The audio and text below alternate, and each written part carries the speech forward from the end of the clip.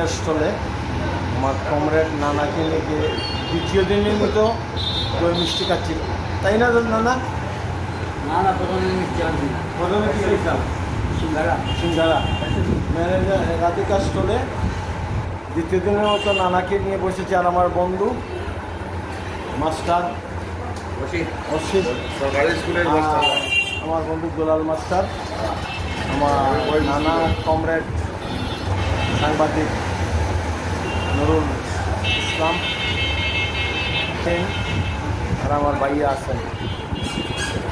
সময়টা খুব ভালোই যাচ্ছে না? যমুনাতে আসি,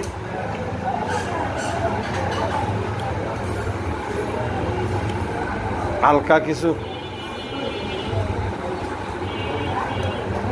দই মিষ্টি, বাংলার ঐতিহ্য।